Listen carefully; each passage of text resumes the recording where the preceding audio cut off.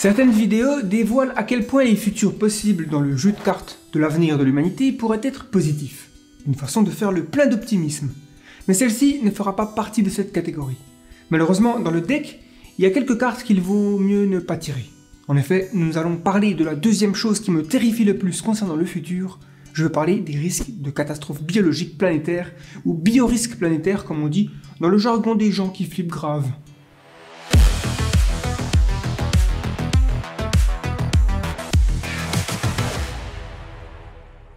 La famine et la guerre sont deux des amplificateurs de souffrance et de mortalité les plus courants dans l'histoire.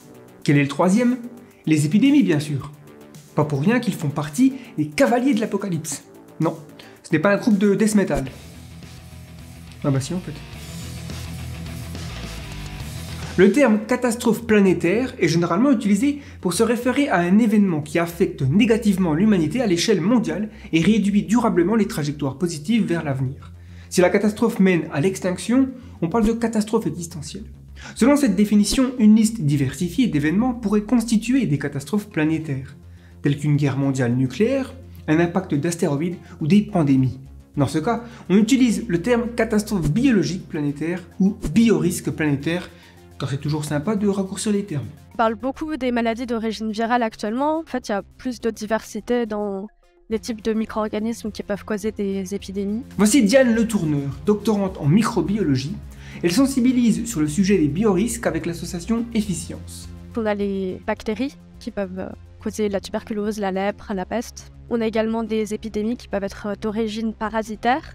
C'est le cas du paludisme ou de la maladie du sommeil. Des champignons peuvent aussi causer des maladies, notamment les mycoses. Et enfin, un dernier type d'agent biologique qui peut causer des épidémies, c'est des prions. C'est des protéines mal repliées qui peuvent causer des maladies souvent neurologiques comme la maladie de la vache folle. Jusqu'au XXe siècle, les épidémies ne pouvaient pas être planétaires. Cela n'a pas empêché les pires virus et bactéries de traverser les continents, comme la variole qui a fait le voyage d'Europe aux Amériques au XVIe siècle, décimant près de 90% des populations natives. Mais pour véritablement atteindre l'échelle du globe, il a fallu attendre la modernité avec l'interconnexion des régions du monde par voie maritime et aérienne. En ce sens, la grippe espagnole de 1918 peut être considérée comme la première pandémie. Il est parfois difficile de savoir précisément le nombre de morts dus à une catastrophe, surtout ancienne. La première peste bubonique, qui a commencé avec la peste de Justinien, aurait tué jusqu'à 6% de la population mondiale sur 2 siècles, entre 541 et 767. Mais certains historiens contestent cette estimation, affirmant un nombre plus faible. Nous avons plus de certitude sur la deuxième peste bubonique au XIVe siècle, avec environ 10% de la population mondiale. La grippe espagnole de 1918 complète le trio avec un bilan entre 2,5 et 5% de la population mondiale. Est-ce que ces exemples entrent dans la catégorie des risques biologiques planétaires? Certains diront qu'elles sont plutôt des catastrophes régionales ou continentales et qu'elles n'ont pas eu un impact négatif significatif sur l'avenir de l'humanité en général, mais plutôt sur les civilisations locales, surtout aux Amériques. Catastrophe biologique planétaire ou non, cela ne diminue en rien l'ampleur de ces tragédies bien sûr. Tout cela pour conclure que le seuil exact à partir duquel une catastrophe est considérée comme planétaire est variable et relève de la taxonomie dans le but de catégoriser correctement les choses. Mais on a là un ordre de grandeur sur lequel orienter le concept. Par exemple, 5 à 10% de mortalité représentait aujourd'hui 400 à 800 millions de pertes humaines. Il est très peu probable que les victimes soient localisées sur une seule région du monde, donc ce serait planétaire. Et la perte d'autant de personnes aurait des conséquences désastreuses sur la stabilité du monde, aggravant l'avenir. Comment naissent les pandémies naturelles, en fait, je pense qu'on peut découper cette question en deux parties. Il y a pas mal de mécanismes biologiques qui naturellement arrivent et qui permettent l'évolution des micro-organismes. Leur génome n'est pas du tout fixé dans le temps, il y a quand même pas mal de processus d'adaptation à l'environnement. Mais il y a aussi en effet des facteurs anthropiques et les activités humaines qui peuvent influencer la survenue d'épidémies, voire de pandémies. La Covid-19 nous a rappelé que nous ne sommes pas à l'abri au XXIe siècle. Mais en 300 000 ans d'histoire, notre espèce n'a jamais été globalement menacée d'extinction par des pathogènes. Il est peu probable qu'une pandémie d'origine naturelle puisse éradiquer l'espèce entière en raison de la grande diversité génétique immunitaire entre les individus. En revanche, un taux de mortalité de plus de 50% est possible. La peste bubonique en est un exemple avec un taux de mortalité de 30 à 60% chez les personnes infectées. Inutile de s'attarder sur le fait qu'une pandémie de cette ampleur serait absolument catastrophique à notre époque. Toutefois, les pandémies les plus sévères de l'histoire ont principalement affecté des civilisations moins avancées technologiquement, notamment sur le plan médical.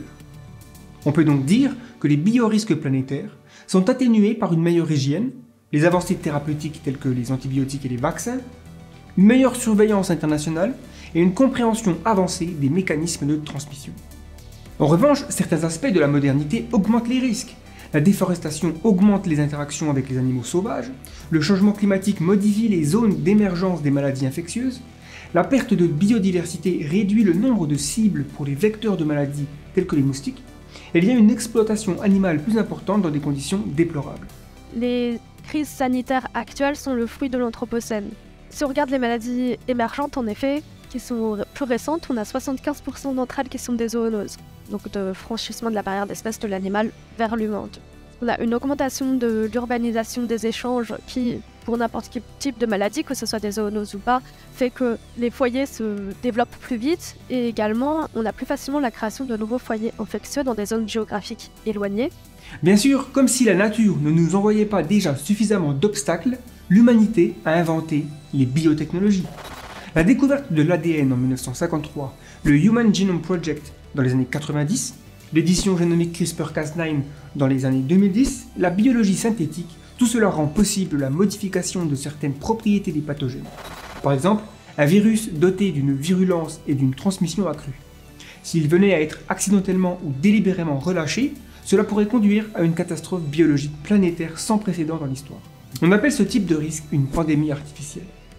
La question qui se pose désormais est de savoir si nous avons des raisons de nous inquiéter de ce genre de scénario. Mon visage devrait vous donner un indice.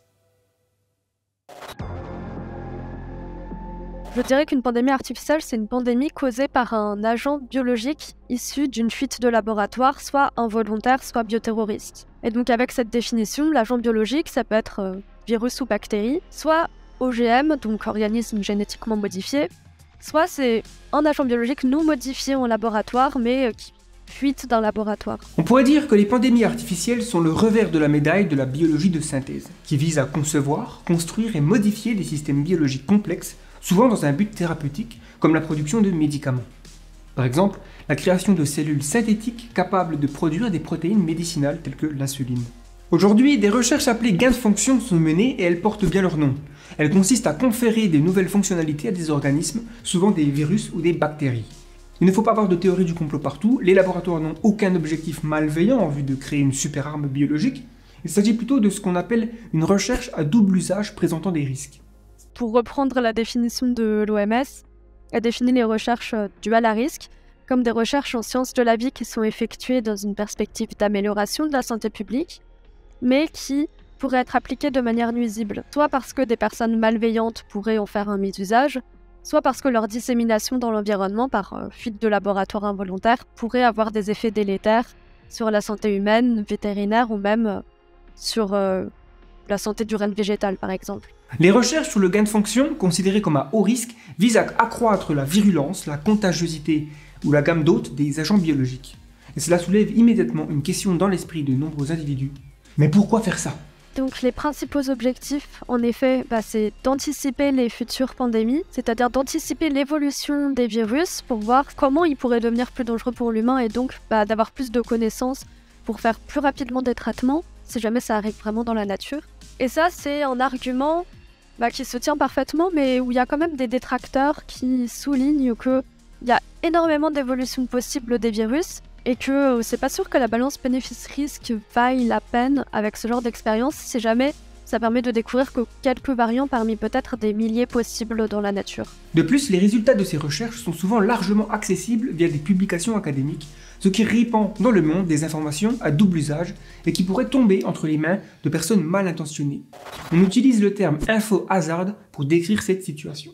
Ce terme d'info-hazard, il me semble que c'est assez intuitif en ce qui concerne la défense nationale par exemple, avec le fait qu'on n'a pas intérêt à donner le mode d'emploi pour créer une arme nucléaire. Mais en fait, c'est plus large que ça et c'est vrai également pour la recherche. Parce que par exemple, ces info-hazards peuvent être soit des connaissances fondamentales, ou bien l'info-hazard, c'est directement des données concrètes. C'est-à-dire que ça peut être par exemple la séquence d'une toxine bactérienne, qui pourrait être dangereuse si mal utilisée. Bien que ces laboratoires contenant des agents pathogènes modifiés ou non soient hautement sécurisés, ils ne sont pas infaillibles.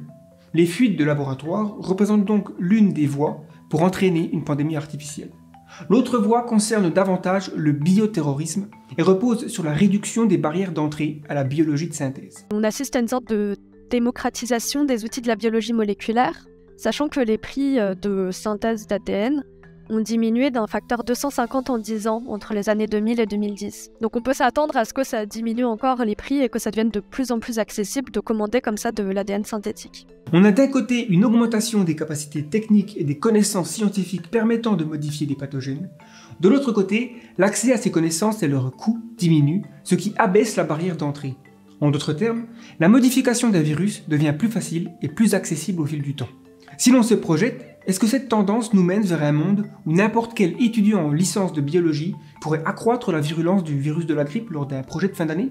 L'analogie souvent utilisée consiste à imaginer qu'au lieu de scientifiques et d'ingénieurs de très haut niveau, d'installations très coûteuses et de matières premières extrêmement contrôlées, une bombe nucléaire pourrait être fabriquée en combinant du détergent avec du sable dans un micro-ondes. La difficulté d'empêcher le premier Squid de détruire une ville serait incommensurable. Le bioterrorisme est la libération délibérée de virus, de bactéries, de toxines ou d'autres agents nocifs dans le but de causer des victimes. En général, le terrorisme classique vise à causer des destructions et des morts pour revendiquer quelque chose au service d'une idéologie. Mais déclencher une pandémie bioterroriste semble irrationnel. Pourquoi risquer de contaminer son propre camp ? Malheureusement, il ne faut pas chercher très longtemps pour se rendre compte que certaines personnes sont convaincues que l'espèce humaine est une espèce parasite ou cancéreuse qu'il faudrait mieux éliminer. Une telle croyance pourrait pousser quelqu'un à provoquer une pandémie artificielle. De plus, des actes de bioterrorisme ont déjà eu lieu dans l'histoire, comme en témoigne la secte Aum Shinrikyo, qui a tenté plusieurs actes de terrorisme biologique infructueux au Japon dans les années 1990. Même si les coûts de séquençage de l'ADN ont considérablement baissé, les différents outils de laboratoire restent très onéreux. Il est donc encore très difficile pour un petit groupe d'individus mal intentionnés de savoir comment modifier un virus et d'acquérir le matériel organique et technique nécessaire pour le faire. De plus, des niveaux de sécurité existent, tels que le International Gene Synthesis Consortium. Et on estime qu'il y a environ 80% des industries qui produisent de l'ADN synthétique qui sont dans son consortium et donc qui s'engagent à vérifier que les séquences qu'ils produisent ne sont pas des séquences de pathogènes dangereux. Tout cela est donc rassurant et permet de relativiser la facilité d'accès aux moyens de causer un bioterrorisme déclencheur de pandémie. Cependant, on peut noter l'émergence d'un nouvel acteur dans la démocratisation des actions biologiques dangereuses, l'intelligence artificielle. Si vous n'avez pas passé les 5 dernières années dans une cave, vous avez sans doute remarqué les progrès surprenants de l'intelligence artificielle, notamment dans le domaine de l'apprentissage automatique et des grands modèles de langage. Il est donc possible de craindre que ces systèmes puissent être utilisés pour assister la création d'agents pathogènes, abaissant ainsi encore plus la barrière d'entrée. Des chercheurs de la société Collaboration Pharmaceuticals ont récemment démontré comment leur modèle d'apprentissage automatique pouvait être utilisé pour générer des molécules potentiellement mortelles. En inversant simplement le modèle, ils ont réussi à transformer un outil pharmaceutique en générateur d'agents neurotoxiques. L'intelligence artificielle a conçu ces molécules en moins de 6 heures, y compris de nouvelles molécules plus toxiques que celles déjà connues. On peut donc aisément comprendre le problème que cela pourrait poser si de tels systèmes se trouvaient entre les mains d'un méchant d'un film de James Bond. Les chercheurs ont publié leurs résultats dans un journal scientifique afin d'alerter la communauté scientifique. Ils soulignent que bien que la science repose sur la communication et le partage de données ouverts, il est nécessaire d'agir de manière responsable et d'anticiper les mauvais usages d'une technologie. Voici une petite liste de mesures que l'on pourrait prendre pour diminuer le risque d'émergence d'épidémies. Interdire les marchés de vente d'animaux sauvages vivants, se faire vacciner pour empêcher la réapparition de maladies sous contrôle, comme la rougeole, limiter et réglementer la déforestation, ainsi que les élevages intensifs. De manière générale, plus le changement climatique sera drastique, plus le risque d'émergence d'épidémies sera élevé. Et oui, cela constitue un dénominateur commun à de nombreux problèmes auxquels nous sommes confrontés, ça on le sait, le réchauffement climatique, c'est pas bien. Juste pour dire que pour justement essayer de limiter le fait de faire des recherches dangereuses, il y a des chercheurs comme Kevin Esvelt qui proposent de mettre en place un système d'assurance de responsabilité civile. En gros, ça rendrait responsable tout acteur impliqué directement ou non dans le déclenchement d'une pandémie causant un grand nombre de morts. que si on mène des recherches qui ont une chance non négligeable d'aboutir à une telle catastrophe, comme l'identification d'un virus pandémique, les institutions devraient payer pour couvrir le risque de perte, à l'image de ce qui est fait pour les évaluateurs de risque des compagnies d'assurance. Donc comme ça, ce sera un moyen de limiter les recherches à risque sans impacter les recherches qui modifient des pathogènes sans les rendre plus virulents.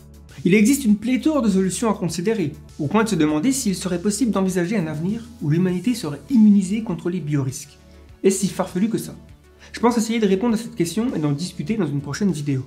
En attendant, je mettrai des ressources supplémentaires dans la description pour ceux qui souhaitent approfondir le sujet, ainsi que des informations sur la manière de contribuer à ce domaine de la biosécurité pour ceux qui estiment posséder les compétences et la motivation nécessaires pour soutenir cette cause.